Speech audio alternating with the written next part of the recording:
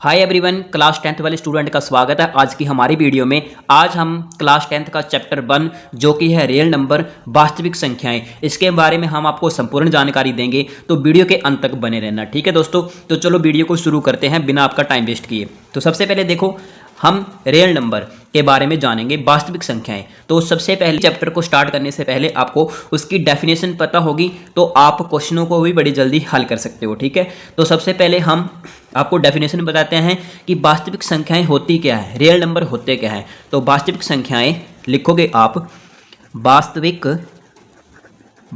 संख्याएं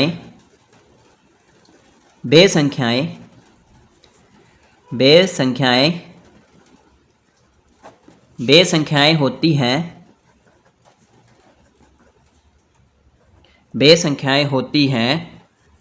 जो परिमेय संख्याएं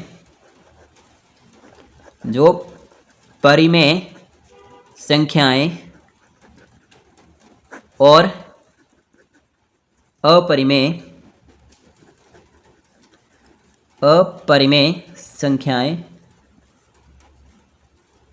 अपरिमेय संख्याओं का जो समूह होता है उसी को वास्तविक संख्याएं कहते हैं, रियल नंबर कहते हैं। ठीक है, ये हमने आपको एक्सप्लेन किया। आइए इसका मतलब समझते हैं। ठीक है, वास्तविक संख्याएं वे संख्याएं होती हैं जो परिमेय संख्याएं, यानी कि परिमेय और प्लस अपरिमेय, ये एक समूह हो गया। ठीक है, परिमेय संख्याएं प्लस अपरिमेय संख्याओं का जो समूह होता है उसी को हम क्या बोलते हैं, वास्तविक संख्याएं, रियल नंबर। ठीक है, वास्तविक संख्याएं। तो आपको डेफिनेशन सबसे पहले पता होनी चाहिए कि डेफिनेशन क्या होती है। तो हमने एक्सप्लेन कर दिया कि वास्तविक संख्याएं वे संख्याएं जो परिमेय और अपरिमेय संख्याओं का जो समूह होता है उसी को हम क्या कहते हैं, वास्तविक संख्याएं कहते हैं। अब आप बोलोगे कि भैया हमें तो ये परिमेय और अपरिमेय संख्याओं का नहीं पता, तो हमें कैसे पता होगा कि वास्तविक संख्याएं क्या होती है। कोई बात नहीं, हम आपको इसका भी डिटेल में बताएंगे कि परिमेय संख्याएं क्या होती हैं और अपरिमेय संख्याएं क्या होती है। लेकिन इनको भी जानने से पहले आप रियल नंबर के बारे में पढ़ रहे हो, वास्तविक संख्याओं के बारे में पढ़ रहे हो, तो इससे पहले आपको नंबर के बारे में संपूर्ण जानकारी होगी, तभी आप परिमेय संख्याओं और अपरिमेय संख्याओं के बारे में बता सकते हैं। तो चलो हम चलते हैं सबसे पहले संख्याओं के प्रकार के बारे में, कि संख्याएं कितनी तरह की होती हैं। ठीक है, तो चलो चलते हैं संख्याओं के प्रकार के बारे में। देखिए, ये हमने लिखे हुए संख्याओं के प्रकार। देखो, सबसे पहला हमने लिखा है संख्या का प्रकार नेचुरल नंबर, इंग्लिश में बोलते हैं नेचुरल नंबर और हिंदी में बोलते हैं प्राकृतिक संख्याएं। तो अपनी आप नोटबुक में डेफिनेशन डाल लीजिए कि नेचुरल नंबर जिसको हम हिंदी में बोलते हैं प्राकृतिक संख्याएं। ठीक है, तो आप बोलोगे कि नेचुरल नंबर होते क्या है, प्राकृतिक संख्याएं होती क्या है।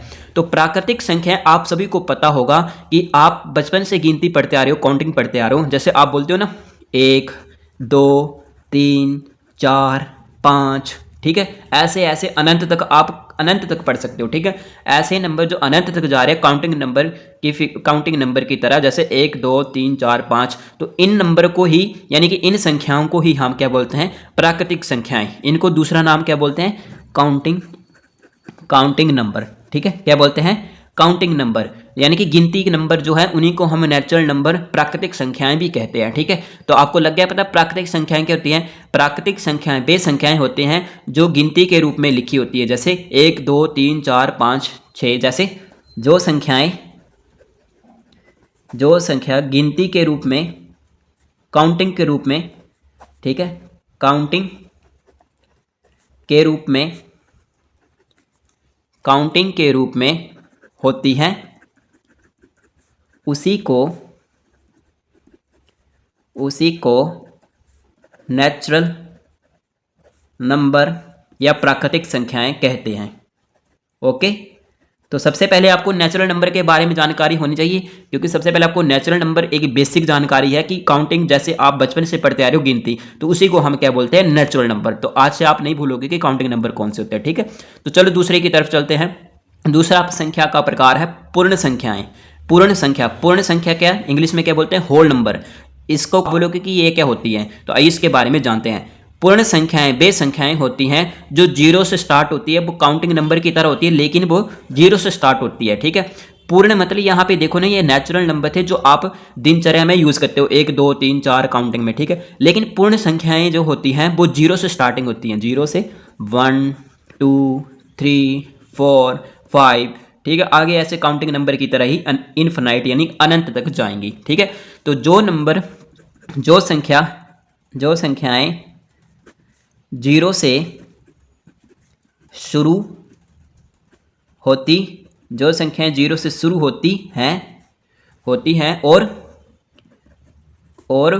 प्राकृतिक संख्याओं की तरह अनंत तक जाती हैं, प्राकृतिक संख्याओं की तरह अनंत तक जाती है, ठीक है। तो उन्हीं को हम क्या बोलते हैं, उन्हीं को हम बोलते हैं पूर्ण संख्याएं यानी कि होल नंबर, ठीक है। तो आपको यहाँ तक आपको जानकारी मिल गई होगी कि नेचुरल नंबर क्या होते हैं और होल नंबर क्या होते हैं, ठीक है। तो चलो हम चलते हैं तीसरे स्टेप की तरफ। तीसरा कौन सा संख्या का प्रकार है?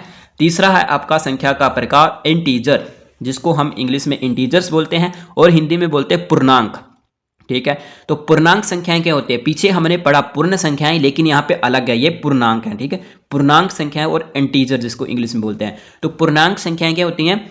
जैसे आपने पीछे पढ़ा ना, अपने पूर्ण संख्याएं कौन सी बताई मैंने? 0 1 2 3 4 5 ऐसे अनंत तक जा रही है, ठीक है।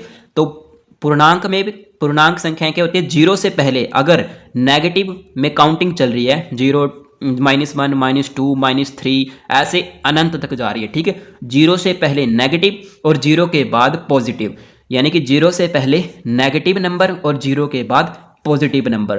तो इन्हीं संख्याओं को हम क्या बोलते हैं? इंटीजर्स यानी कि पूर्णांक संख्याएं, ठीक है। तो पूर्णांक संख्याएं क्या होती हैं? जीरो से पहले अगर नेगेटिव संख्याएं और जीरो के बाद पॉजिटिव संख्याएं हो तो उन्हीं को हम क्या बोलते हैं? पूर्णांक संख्याएं यानी कि इंटीजर बोलते हैं, ठीक है। तो आपको पता लग गया होगा कि इंटीजर किनको कहा जाता है, ठीक है। तो चलो हम चलते हैं चौथे स्टेप की तरफ, जो कि है भाज्य संख्याएं। इंग्लिश में बोलते हैं कंपोजिट नंबर।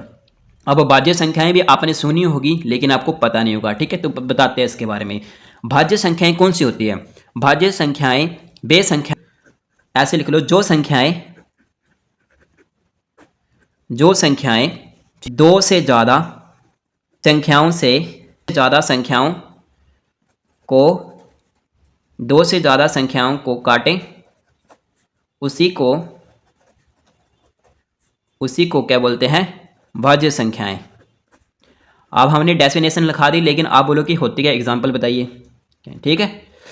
तो दो से ज़्यादा आप ऐसे लिख सकते हो, दो से ज़्यादा जो संख्याएं दो से ज़्यादा संख्याओं को विभाजित करती हैं यानी कि काटती हैं, तो उन्हीं को हम क्या बोलते हैं? भाज्य संख्याएं बोलते हैं, ठीक है।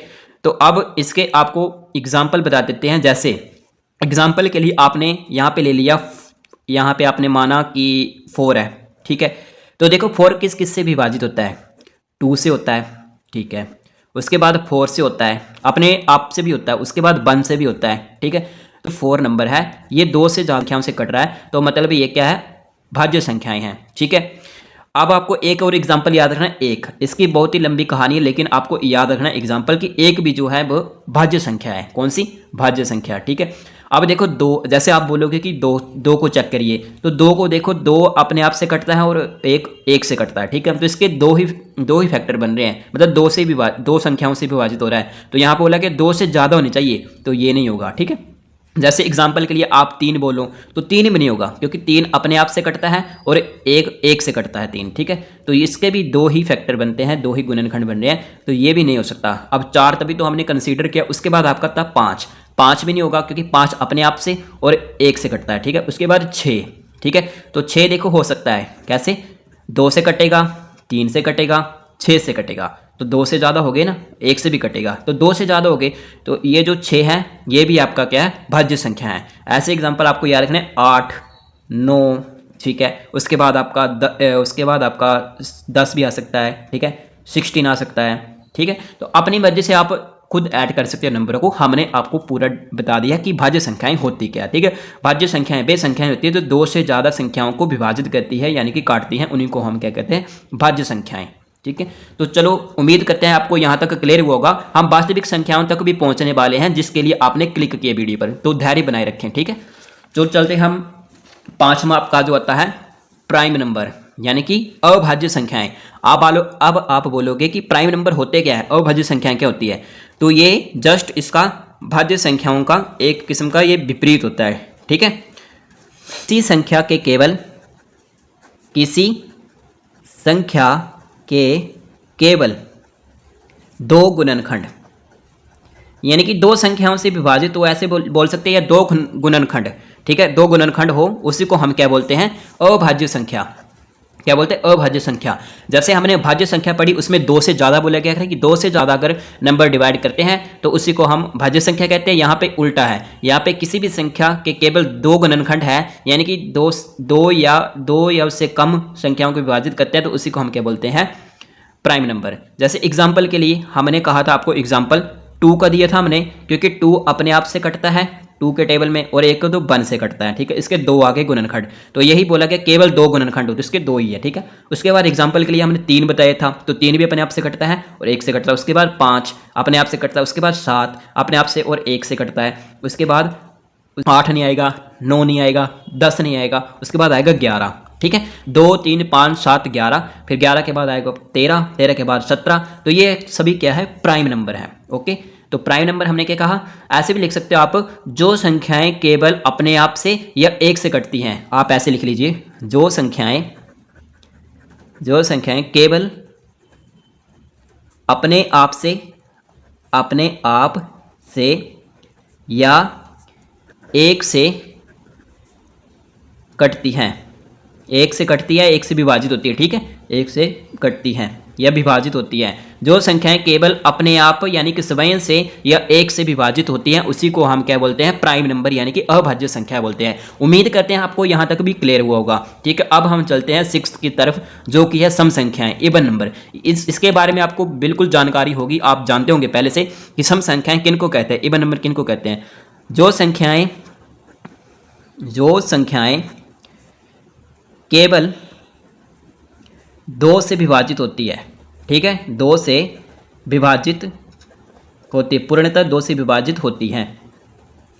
जो संख्याएं केवल 2 से पूर्णतः विभाजित होती है। अब 2 से पूर्णतः विभाजित होने के लिए आपको एग्जाम्पल लेने की, देखो आपको बताते हैं एग्जाम्पल कौन कौन से होंगे। जो संख्याएं केवल 2 से विभाजित होती है, 2 का मतलब 2 के टेबल में आएगी, वही 2 से विभाजित होगी। जैसे 2 का टेबल लिख दीजिए, 2 एकम 2, 2 दूनी 4, 2 3 6, 2 छके 8, 2 5 10, 2 छके 12, 2 7 14, 2 8 16, 2 9 18, ऐसे अनंत तक। 100 भी कटेगा, आगे 120 भी कटेगा, 140 कटेगा, तो ठीक है, जो 2 से कटने वाला नंबर होगा वही आपका क्या होगा, सम संख्याएं होगी, इवन नंबर होगी। यानी कि जो 2 के टेबल से कटती है, 2 के टेबल में आती है, उन्हीं को हम क्या कहते हैं, सम संख्याएं। ओके, तो उम्मीद करते हैं आपको यहाँ तक भी क्लियर हुआ होगा। वीडियो थोड़ी लंबी है दोस्तों, लेकिन आपको धैर्य बनाए रखना। अभी आपका मेन मुद्दा है वास्तविक संख्या, परिमेय संख्याएं और अपरिमेय संख्याओं का, ठीक है। तो चलो हम चलते हैं अब 7th, ठीक है। 7th जो आपका संख्या का प्रकार होता है, उसको हम बोलते हैं विषम संख्याएं। कौन सी, विषम संख्याएं। विषम संख्याओं का जस्ट इवन संख्याओं का विपरीत होता है, मतलब सम संख्याओं का विपरीत होता है विषम संख्याएं। जो संख्याएं 2 से पूर्णतः विभाजित ना हो, जो संख्याएं 2 से पूर्णतः विभाजित नहीं हो मतलब, ठीक है, नहीं हो, तो कौन कौन सी होगी। जैसे देखो 2 से विभाजित होने वाली 3, 2 के टेबल में 3 नहीं आता, 2 के टेबल में 5 नहीं आता, 2 के टेबल में 7 नहीं आता, 2 के टेबल में 9 नहीं आता, 2 के टेबल में आपका 11 नहीं आता, 2 के टेबल में आपका 13 नहीं आता, 2 के टेबल में 15 नहीं आता, 2 के टेबल में 17 नहीं आता, 19 नहीं आता, ठीक है, 21 नहीं आता। ऐसे आप अनंत तक लिख सकते हो, ठीक है, अपनी मर्जी से आप अनंत तक नंबर लिख सकते हो, लेकिन हमने आपको एग्जाम्पल बता दिए, ये एग्जाम्पल है, ठीक है। आपके विषम संख्याएं यानी कि ओड नंबर क्या होती है, जो संख्याएं 2 से पूर्णतः विभाजित ना हो, यानी कि 2 से पूर्णतः विभाजित, जैसे 3 नहीं होता, 5 नहीं होता, 7 नहीं होता, 9 नहीं होता, 11 नहीं होता, 13 15 17 19 21, ठीक है, तो वो संख्याएं क्या होती है, विषम संख्याएं होती है। अब आपका मेन मुद्दा अब यहाँ पे है परिमेय संख्याएं, जिसके लिए आपने वीडियो में क्लिक किया था। तो परिमेय संख्या जान लीजिए। परिमेय संख्या क्या होती है, वे संख्याएं होती हैं, परिमेय संख्या वे संख्याएं होती है जो P बटा Q के रूप में लिखी जाती हैं, P बटा Q के रूप में लिखी जाती है, उन्हीं को हम क्या बोलते हैं, परिमेय संख्याएं, और जहाँ पे पी और क्यू जो होते हैं क्या होते हैं, पूर्णांक। जहाँ पे पी और क्यू पूर्णांक होते हैं और क्यू जो होता है नॉट इक्वल टू जीरो के बराबर होता है, ठीक है। क्यू का मान कभी भी जीरो नहीं हो सकता नीचे, ये हमने लिखा q not equal to zero. और पी और क्यू पूर्णांक तो हमने आपको बताए पीछे क्या होते हैं, जीरो से पहले नेगेटिव वाले और जीरो के बाद पॉजिटिव वाले, इन्हीं को हम क्या बोलते हैं, पूर्णांक बोलते हैं। तो पी बटा क्यू के रूप में लिखी जाए, और जहाँ पी और क्यू पूर्णांक हो और q not equal to zero के बराबर हो, उन्हीं को हम क्या बोलते हैं, परिमेय संख्याएं बोलते हैं। अब आप बोलोगे एग्जाम्पल, अब देखो एग्जाम्पल देखो आप, ठीक है। एग्जाम्पल के लिए जैसे हमने कहा 1/2, तो ये क्या है, ये परिमेय संख्या है जो कि p बटा क्यू के रूप में लिखी है, और जहाँ पे p और q पूर्णांक भी है। जैसे हमने कहा -5 और -4, ठीक है। और ये क्या है, p बटा क्यू के फॉर्म में है और p और q पूर्णांक है, भले ही नेगेटिव में है लेकिन है तो पूर्णांक ना, ठीक है। अब जैसे एग्जाम्पल के लिए हमने कहा जैसे हमने कह दिया आपको 5/8, तो ये क्या है, ये भी आप p बटा क्यू के फॉर्म में है और p और q पूर्णांक है।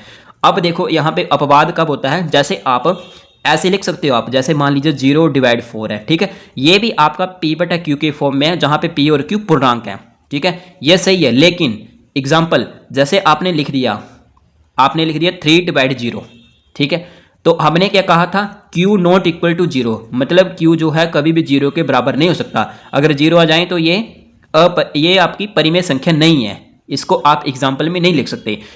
अब अगर जीरो ऊपर है, अगर अंश में है, तब आप इसको p बटा क्यू के रूप में बोल सकते हो। अगर हर में जीरो दे रखी है तो हमने पहले कहा q not equal to zero, तो ये आपकी परिमेय संख्या नहीं गिनी जाएगी। ओके, अब एक और आप लिख लीजिए परिमेय संख्या का जानने का एग्जाम्पल, ठीक है। परिमेय संख्याएं का और पहचानने का तरीका क्या होता है, अगर आपको ध्यान रखनी बात, अगर शांत आवृत्ति, ठीक है, शांत आवृत्ति वाली संख्याएं, दशमलव के बाद शांत आवृत्ति वाली संख्याओं को भी परिमेय संख्या कहा जाता है। जैसे एग्जाम्पल के लिए आपने, जैसे यहाँ पे 1 है और डिवाइड 2 है, इसको आप डिवाइड करोगे तो क्या आएगा, 0.5 आएगा ना। तो देखो डेसिमल के बाद ये शांत हो गया, मतलब एक नंबर तक जहाँ स्टेबल हो जाए, रुक जाए संख्या, ठीक है। जैसे मान लीजिए आपके पास है 8, ठीक है। अब ऐसे 5 से काटेंगे, 5 5 25, ठीक है। यहाँ पे बचा आपका 8, 5 कम 5, 3, 5 के 30। तो ये देखो दशमलव के बाद शांत हो गई। तो इन शांत यानी कि शांत आवृत्ति वाली संख्याओं को, दशमलव के बाद शांत आवृत्ति वाली संख्याओं को भी हम परिमेय संख्या कहते हैं, ठीक है। तो एक ये भी आपको पॉइंट नोट रखना है, ठीक है। अब दूसरा पॉइंट आपको एक और बता देते हैं जो कि बहुत जरूरी है। दूसरा पॉइंट क्या है, दूसरा पॉइंट आपका यह है कि दशमलव के बाद, ठीक है, दशमलव के बाद रिपीटेड, ठीक है, रिपीट संख्याएं, दशमलव के बाद रिपीट संख्या को भी परिमेय संख्या कहते हैं। मतलब दशमलव के बाद एक ही नंबर बार बार रिपीट होता जा रहा है, उसी को भी हम परिमेय संख्या कहते हैं। वो भी एक एग्जाम्पल हम आपको बता देते हैं। जैसे 1/3 है, आपने देखा होगा, इसको डिवाइड करते हैं तो क्या आता है, 0.339333 ऐसे चलता रहता है। तो मतलब दशमलव के बाद एक ही नंबर जो है वो बार बार रिपीट हो रहा है, मतलब एक ही संख्या बार बार रिपीट हो तो उसी को हम परिमेय संख्या भी कहते हैं, ठीक है। तो उसको भी हम परिमेय संख्या कहते हैं। ओके, तो ये आपको बातें छोटी छोटी ध्यान रखनी है। ये आपका परिमेय संख्या का पूरा सार है एक ही वीडियो में, ठीक है। अब हम चलते हैं लास्ट, जो कि है आपका अपरिमेय संख्या। बस आपका लास्ट स्टेप बचा हुआ, उसके बाद वीडियो को करते हैं हम एंड। ओके, अपरिमेय संख्या देखिए, अपरिमेय संख्या क्या होती है। अपरिमेय संख्या जो होती है, जो संख्या p बटा क्यू के रूप में नहीं लिखी जाती है, p बटा क्यू के रूप में नहीं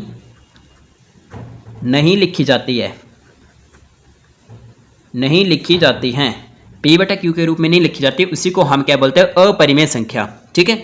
अपरिमेय संख्या, अब इसका एग्जाम्पल आप बोलोगे, एग्जाम्पल बताइए। देखिए जैसे √2 है, इसको हम नहीं लिख सकते p बटा क्यू की फॉर्म में, ठीक है। जैसे √3 है, इसको भी हम नहीं लिख सकते। ओके, जैसे √11 है, इसको नहीं लिख सकते। √7 है, इसको नहीं लिख सकते, ठीक है। आप बोलोगे कि यहाँ पे आप 1 लगा दीजिए नीचे, तो p बटा क्यू के रूप में लिखा जाएगा। लेकिन 1 लगा देंगे, लेकिन यहाँ पे पूर्णांक थोड़ा ना, ये √2 जो है पूर्णांक थोड़ा ना है। पूर्णांक जो होता है वो √ में थोड़ा ना आता है, ठीक है। वो तो सिंपल नंबर होता है, √ में है, ये पूर्णांक नहीं है, ठीक है। तो इसको हम p बटा क्यू के रूप में नहीं लिख सकते, ठीक है, तो इसी को हम क्या बोलते हैं, अपरिमेय संख्या बोलते हैं। जैसे एग्जाम्पल के लिए 2 प्लस √2 है, तो ये भी आपकी क्या है, अपरिमेय संख्या है। ठीक है, इसको हम P/Q के रूप में नहीं लिख सकते। ठीक है, जो P/Q के रूप में लिखी जाती है उसी को हम बोलते हैं अपरिमेय संख्याएं। ओके, एक और आपको बात ध्यान रखनी है कि दशमलव के बाद लिखना, आपको दशमलव के बाद बार बार अंक दशमलव के बाद अंक बार बार रिपीट ना हो तो उसे भी हम अपरिमेय संख्या कहते हैं। क्या कहते हैं, अपरिमेय संख्या। ठीक है, उसी को हम अपरिमेय संख्या कहते हैं। अगर आपको अंडर रूट में पहचानना है कि वह अपरिमेय संख्या कैसे है, तो अंडर रूट में जब भी अभाज्य संख्या आती है, अभाज्य संख्या अंडर रूट के अंदर जब कभी भी अभाज्य संख्या आती है, जो कि हमने पहले बताया कि अभाज्य संख्याएं क्या होती है। ठीक है, अंडर रूट के अंदर कभी भी अभाज्य संख्या आती है तो मतलब अपरिमेय संख्या है। ओके, तो ये आपकी सारी पहचानने की बेसिक तरीके हैं। आई होप आपको वीडियो अच्छी लगी होगी, हमने पूरा एक्सप्लेन किया। लेकिन आपको एक और बात बता देते हैं, जैसे हमने परिमेय संख्या में थोड़ा एक स्टेप छोड़ दिया, वहाँ पे अगर आपके पास कभी भी ऐसे लिखा जाए 2, ऐसे लिखा जाए 3, ऐसे लिखा जाए 4, जिसके बटे में कुछ नहीं है, तो आप इसके डिवाइड में 1 लगा सकते हो। ठीक है, परिमेय संख्या के बारे में बात कर रहा हूँ मैं, तो इसके डिवाइड में आप 1 लगा सकते हो, तो ये भी आपकी परिमेय संख्या गिनी जाएगी, P/Q की फॉर्म में लिखी जा सकती है ये। ठीक है, तो ये थोड़ा सा एक स्टेप छूट गया था, हमने आपको एक्सप्लेन कर दिया। तो उम्मीद करते हैं आपको वीडियो अच्छी लगी होगी, और थोड़ी वीडियो लंबी होगी मानते हैं, लेकिन अब हमने आपको पहले चैप्टर की एक एक चीज़ आपको बारीकी से समझाई है। तो अपने भाई बंधुओं को वीडियो को शेयर कर दीजिए, और आपको वीडियो कैसी लगी ये भी कमेंट सेक्शन में जरूर लिख दीजिएगा। ठीक है, तब तक अपना ख्याल रखिए।